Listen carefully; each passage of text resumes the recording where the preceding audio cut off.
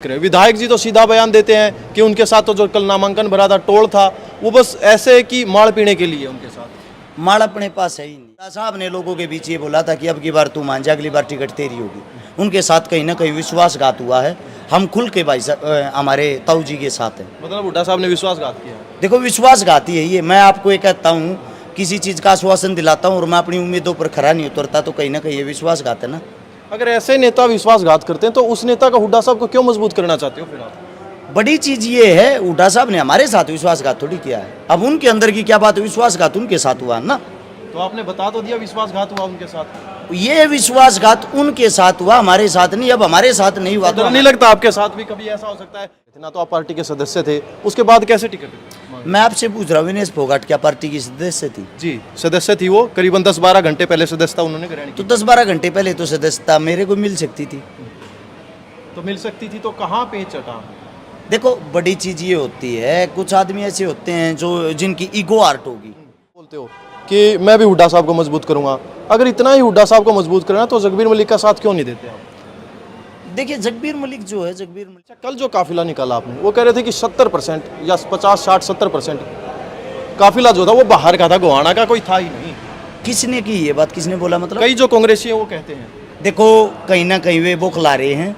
उनको ये लग रहा है उनके पास, बेचारों के पास शब्द नहीं है, कुछ न कुछ तो बोलेंगे। पहली बात तो ये है, हर गांव के अंदर से 15 से 20 ट्रैक्टर आए हुए थे जो गोहाना हल्के के गांव हैं, वे बाहर के तो होंगे नहीं। दूसरी बात, हर गांव से बड़े बुजुर्गों की इको खुद की पर्सनल। विधायक जी का एक इंटरव्यू किया था तो मैंने पूछा था कि हर शिकारा बोलते हैं आपके पास इतनी प्रॉपर्टी है।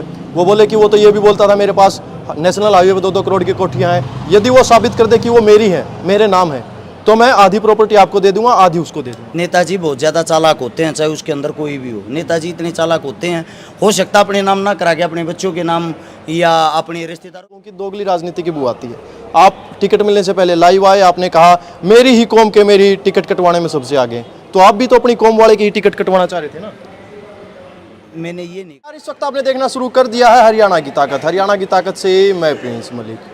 गोहाना विधानसभा का जिक्र करें और हर्ष शिकारा का नाम ना आए तो ऐसा अच्छा नहीं लगता, क्योंकि ये वो निर्दलीय प्रत्याशी हैं जिन्होंने कांग्रेस के साथ साथ बीजेपी की भी नींद हराम कर रखी है। खैर एक निर्दलीय उम्मीदवार और हैं, उसके बाद एक और उम्मीदवार हैं, एक और उम्मीदवार हैं, 3 निर्दलीय उम्मीदवार हैं और 4-5 जो है पार्टियों के उम्मीदवार हैं। बातचीत करते हैं हर्ष शिकारा अपने आप को कहाँ देखते हैं मैदान में। कुछ सवाल हैं वो भी जरूर करेंगे। सबसे पहले स्वागत करते हैं हर्ष भाई। राम राम, बहुत बहुत स्वागत। राम राम मेरे भाई को, जितने दर्शक साथी देख पा रहे सभी को राम राम। ठीक है, एकदम बढ़िया। अच्छा क्यों नींद उड़ा रखी है आपने? बीजेपी की बातचीत करें या कांग्रेस की बातचीत करें? विधायक जी तो सीधा बयान देते हैं कि उनके साथ तो जो कल नामांकन भरा था टोल था वो बस ऐसे है कि मार पीने के लिए उनके साथ। माल अपने पास है ही नहीं, अपनी जेब से पैसे लगाते वो आवाम है। विधायक जी बौखलाए हुए हैं, कुछ न कुछ नाप सना बयानबाजी तो करेंगे ही, क्योंकि जो इतना भारी भरकम जी कल का अपना हुजूम था नामांकन के समय पे, हरियाणा के अंदर ऐसा हुजूम आज तक किसी भी प्रत्याशी का नहीं हुआ है। उसको देख के बौखलाए हुए हैं। उनको लग रहा है कि आगे आपका समय नहीं रहा, तो इसलिए नाप सना बयानबाजी करते हैं। अच्छा बीजेपी का जिक्र करूंगा। आज मुख्यमंत्री को आना था और आए भी वो, तो जनता जो परेशान हुई, उन्होंने पूरा रोड जो है सील कर रखा था। क्या कुछ कहोगे जो सत्ता में आने से पहले इतना जनता को परेशान करते हैं? देखिए बीजेपी जो है, बीजेपी एक ऐसी पार्टी है जो भ्रष्टाचारियों की पार्टी है। लगातार जिन्होंने काम करने की बजाय लोगों को बहलाया फुसलाया है, लोगों के अंदर एक हीन भावना पैदा की है। वो जातिवाद की, धर्मवाद की, तोड़ना मरोड़ना, जाट नॉन जाट, हिंदू मुस्लिम, इनसे बाहर वो निकल नहीं पाए। उनके पास जो मुद्दे होते हैं, मुद्दों से वो पार्टी काफ़ी दूर रही है। हर्ष भाई बीजेपी के कुछ बागी नेता हैं, वो निर्दलीय उम्मीदवार हैं, अरुण निनानिया को उन्होंने समर्थन दे दिया है। क्या लगता है वो मुकाबले में कहाँ देखते हो अपने आप को मुकाबले में? गोहाना के अंदर मुकाबला बताएं तो मुकाबले में शायद 2 ही प्रत्याशी, तीसरा भी नहीं है। 2 भी नहीं है, अड़का फुड़का ही है। हर्ष शिकारा जो है, हर्ष शिकारा की अगर आप बात करते हो, हर्ष शिकारा कुछ नहीं है। जो यहाँ की आम जनता वो सब कुछ है। वो चाह रही है कि बदलाव हो। वो अपने बेटे अपने बच्चे के साथ, उनका आशीर्वाद है। उनके आशीर्वाद के अनुसार अगर पहले नंबर पे इस टाइम गोहाना के अंदर किसी का माहौल है तो हर्ष शिकारा का ही है। और दूसरे नंबर पे काफ़ी फर्क के बाद अगर कोई है तो कहीं ना कहीं कांग्रेस है, बाकी किसी का कोई महत्व नहीं है। हर शिकारा के पास कोई बड़ा नेता नहीं है, जैसे विधायक जगबीर मलिक के पास है, राहुल गांधी की रैली होगी और हुड्डा साहब भी रैली में आएंगे, तो क्या कैसे मुमकिन होगा हर शिकारा के लिए चुनाव? मेरे पास आम जनता है, मेरे किसान है, मेरे जवान है, मेरे दलित है, मेरे गरीब है। मेरे को यही चाहिए, मेरे को बड़े नेता की ज़रूरत भी नहीं है। शिकारा भाई, आप किस बेस पे टिकट मांग रहे थे? ना तो आप पार्टी के सदस्य थे, उसके बाद कैसे टिकट? मैं आपसे पूछ रहा हूँ, विनेश फोगाट क्या पार्टी की सदस्य थी? जी सदस्य थी वो, करीबन 10-12 घंटे पहले सदस्यता उन्होंने ग्रहण तो की। 10-12 घंटे पहले तो सदस्यता मेरे को मिल सकती थी। तो मिल सकती थी, तो कहाँ पे चटा? देखो, बड़ी चीज़ ये होती है, कुछ आदमी ऐसे होते हैं जो जिनकी ईगो आर्ट होगी, जिन्होंने बोला कि ये हमारे दर पे कभी माथा टेकने के लिए तो आता ही नहीं था, इनको टिकट क्यों देंगे। एटीट्यूड जो उनका था ना, एटीट्यूड लेवल, उनकी ईगो आर्ट होने के कारण उन्होंने कहीं ना कहीं ये यहाँ तक की बात आ गई थी, हम पार्टी छोड़ देंगे अगर उनको टिकट दे दी तो इसलिए पार्टी ने कहीं ना कहीं समझौता करना पड़ा। पार्टी के जो मुख्य हरियाणा के चेयरमैन बनाए हुए हैं दीपक बाबरिया जी, अगर उनका आप इंटरव्यू देखोगे, उनकी आंखों में आंसू थे। उन्होंने स्वयं ये बोला था रोते हुए कि मैं कुछ आदमियों को, कुछ समाज सेवियों को टिकट देना चाहता था, लेकिन मेरी पार्टी में एक ना चलने के कारण माफ़ी चाहता हूँ, मैं टिकट नहीं दे पाया, पार्टी हित में फैसला नहीं ले पाया। ये एक चेयरमैन का बयान होता है। वो बयान जो था वो हर्ष शिकारा जैसे कोई लेके था। अच्छा हर्ष भाई, एक और बात सामने आई है कि वैसे आप बोलते हो, वैसे राजनीति तो आप सीख गए हो, राजनीति के लिए आप बोलते हो कि मैं भी हुड्डा साहब को मजबूत करूंगा। अगर इतना ही हुड्डा साहब को मजबूत करना तो जगबीर मलिक का साथ क्यों नहीं देते आप? देखिए, जगबीर मलिक जो है, जगबीर मलिक 5 बार यहाँ से विधायक रह चुके हैं। अगर जगबीर मलिक को हुड्डा साहब का साथ देना है, वो रिटायरमेंट क्यों नहीं ले लेते? किसी नए बच्चे को आशीर्वाद क्यों नहीं देते? साथ तो वो नहीं दे रहे, वो कहाँ साथ दे रहे हैं? वो कहीं ना कहीं उनके लिए रोड़ा बने हुए हैं। अगर यही टिकट हर्ष शिकारा को मिलती तो शायद 1 लाख वोटों की जीत होती। और आज वही टिकट लेके विधायक साहब वहाँ पे हुड्डा साहब के पास जाके हाथ जोड़ के कह रहे, अगर मेरे यहाँ रैली नहीं की तो हर्ष शिकारा मेरे को हरा देगा, मैं हार जाऊँगा, रैली करो कैसे भी करो। पहले टिकट के लिए हाथ जोड़ रहे थे, अब हाथ जोड़ रहे रैलियों के लिए। अगर यही टिकट हर्ष शिकारा को मिली होती तो शायद हुड्डा साहब के हाथ काफ़ी मजबूत होते और हुड्डा साहब को यहाँ आने की ज़रूरत भी नहीं पड़ती। 1 लाख वोटों से ये हल्का ही जीता देता। निर्दलीय प्रत्याशी तकरीबन हर एक विधानसभा से उठ रहे हैं, या यूं कहें कि जो निर्दलीय प्रत्याशी वो एक टोल बना के या अपना जो नेता है वो सारे एकत्रित होके क्या आपको समर्थन दे सकते हैं? किसी से बातचीत हुई है? जैसे डॉक्टर कपूर नरवाल हैं, उन्होंने भी निर्दलीय पर्चा भर दिया है। कपूर नरवाल जी हमारे आदरणीय अंकल है, पहले से ही उनके साथ हमारी अच्छे पारिवारिक संबंध है। और अंकल जी का वो हमारे पास कॉल करो या ना करो, हमारी तरफ से उनका संपूर्ण समर्थन है, क्योंकि वो एक ऐसे आदमी हैं जिन्होंने बहुत ज़्यादा संघर्ष किया बड़ौदा के लिए। संघर्ष करने के बाद पहली बार उनको स्वयं हुड्डा साहब ने लोगों के बीच ये बोला था कि अब की बार तू मान जा, अगली बार टिकट तेरी होगी। उनके साथ कहीं ना कहीं विश्वासघात हुआ है। हम खुल के भाई हमारे ताऊ जी के साथ हैं। मतलब हुड्डा साहब ने विश्वासघात किया? देखो, विश्वासघात ही है ये। मैं आपको ये कहता हूँ, किसी चीज़ का आश्वासन दिलाता हूँ और मैं अपनी उम्मीदों पर खरा नहीं उतरता, तो कहीं ना कहीं ये विश्वासघात है ना। अगर ऐसे नेता विश्वासघात करते हैं तो उस नेता का हुड्डा साहब को क्यों मजबूत करना चाहते हो फिर आप? बड़ी चीज़ ये है, हुड्डा साहब ने हमारे साथ विश्वासघात थोड़ी किया है। अब उनके अंदर की क्या बात है, विश्वासघात उनके साथ हुआ ना। तो आपने बता तो दिया विश्वासघात हुआ उनके साथ। ये विश्वासघात उनके साथ हुआ, हमारे साथ नहीं। अब हमारे साथ नहीं हुआ तो नहीं लगता आपके साथ भी कभी ऐसा हो सकता है, यदि आप विधायक बन जाते हो जी। उसके बाद विधानसभा की आवाज आपको नहीं उठाने दिया जाएगा तो क्या करोगे आप? देखिए, विधानसभा की आवाज़ क्यों नहीं उठाने दिया जाएगा? मेरे मुंह में कोई उंगली थोड़ी डालेगा कि चुप हो जा। वो तो अगर मेरे अंदर हिम्मत होगी, ताकत होगी, मेरे को उठाने से कोई नहीं रोक सकता। अगर मेरे अंदर ही हिम्मत नहीं होगी, मेरे अंदर ही ताकत नहीं होगी, मैंने ही गुलामी के मारे कहीं सिर झुका दिया, वो अलग बात है। अच्छा हर्ष भाई, राजनीति तो आपने सीख ली है, थोड़ी सी आपकी राजनीति से भी दोगलेपन की या यूं कहूँ कि दोगली राजनीति की बू आती है। आप टिकट मिलने से पहले लाइव आए, आपने कहा मेरी ही कौम के मेरी टिकट कटवाने में सबसे आगे, तो आप भी तो अपनी कौम वाले की ही टिकट कटवाना चाह रहे थे ना? मैंने ये नहीं कहा मेरी कौम के, दोबारा से उस वीडियो को देखो। मैंने कहा मेरे अपने लोग जो मेरी टिकट कटवाने में सबसे ज़्यादा जोर लगा रहे हैं। और बात ये, आप कौम की बात करते हो, मेरी तो सारी कौम है, मैं तो सबका हूँ।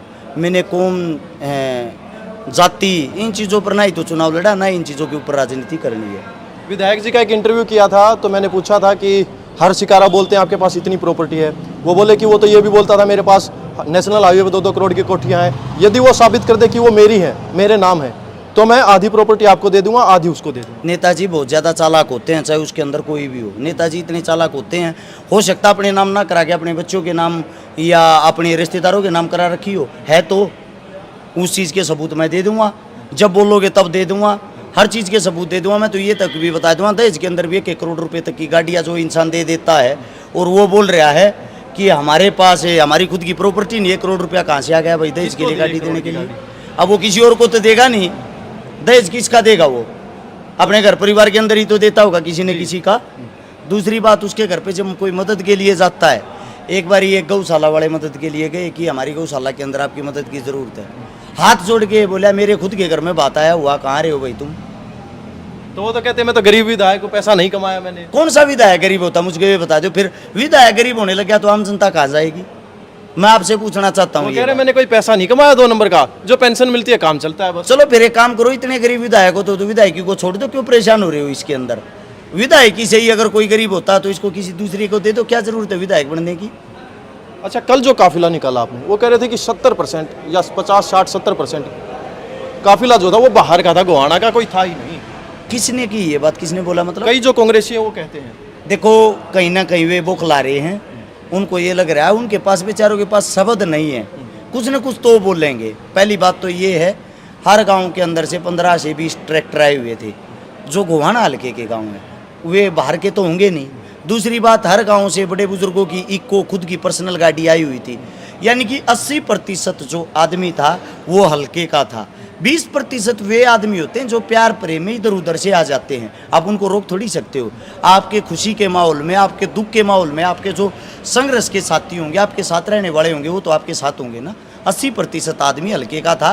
और जो ये बात बोल रहे हैं, मैं बता देता हूँ, आप तो बोलने से शर्मा रहे होंगे, विधायक साहब बोल रहे होंगे, विधायक साहब की मैं बता देता हूँ। मैं शर्माऊं क्यों, मैं तो बोल ही देता हूँ। तो विधायक साहब का जो काफिला था उसके अंदर ज्यादातर गाड़ियां बड़ौदा हल्के से आई हुई थी, बालू की थी, जिन्होंने हाथ जोड़ के बोला था पहले मेरा पर्चा भरवा दो। दोनों का एक साथ पर्चा भरना था। फिर यहाँ पे दीपेंद्र जी का प्रोग्राम था मंडी के अंदर, दीपेंद्र ने सबका पर्चा भरवाया, विधायक साहब का क्यों नहीं भरवाया? इसके में क्यों नहीं पहुंचे? क्योंकि उनको भी दिखाई दे रहा है इनकी हार निश्चित है, इसीलिए इनको ये बोला आप अपना पर्चा आप ही भर के आओ। उसमें इनके पास मात्र 70-80 गाड़ियाँ थी टोटल, एक विधायक के पास 70-80 गाड़ियाँ। वो भी इनके साथ जो गाड़ियाँ गई हैं वो गाड़ियाँ बालू की थी, ना कि विधायक साहब की। पर्चा भरवा के वापसी मंडी के अंदर आए, मंडी के अंदर प्रोग्राम था, तब बालू ने अपना पर्चा भराया। लास्ट क्वेश्चन है चिकारा भाई, कई निर्दलीय होते हैं, निर्दलीय फार्म भर देते हैं, जैसे आपको लगा लो, तो बड़ी पार्टियों के नेता उनको मना लेते हैं अक्सर। चिकारा का क्या कदम होगा अगर कोई नेता आपको मनाने की कोशिश करे, खासकर कांग्रेस पार्टी का, क्योंकि डर उनको ही ज्यादा। बहुत सारे तो ऐसे भी तो जो ये बोल रहे थे 11 तारीख को पर्चा ही नहीं भरने देंगे, पर्चा भर दिया। अब जो मनाने वाली बात है, अपना सिर कट सकता है, झुक नहीं सकता। जो आपको देख रहे हैं, क्या संदेश दोगे? एक ही संदेश है, अगर आपका भाई, आपका बेटा, आपका बच्चा अच्छा काम कर रहा है, आपके सामने 2 प्रत्याशी हैं, बीजेपी से डॉक्टर अरविंद शर्मा, कांग्रेस से जगबीर मलिक जी, और तीसरा प्रत्याशी है आपका बेटा आपके सामने। इन तीनों में से अगर आपको ये लगता है आपका बच्चा काम करने में, संघर्ष करने में उनसे आगे है, तो आप अपने बेटे, अपने बच्चे के हाथ मजबूत करें।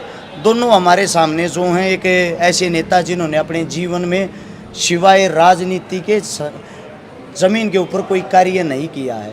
एक तो ऐसा है भारतीय जनता पार्टी वाला, तो जो हर बार अपनी या तो पार्टी बदल देता है या अपना क्षेत्र बदल देता है, और जो दूसरे विधायक साहब वो अपने आप को ही पुअर बताते, गरीब बताते, वो कहाँ से आप लोगों की मदद करेंगे? आपके बेटे, अपने के बच्चे के हाथ मजबूत करें, क्योंकि आपका बेटा, आपका बच्चा सिस्टम के अंदर बदलाव करना चाहता है और वो बदलाव करना जानता भी है।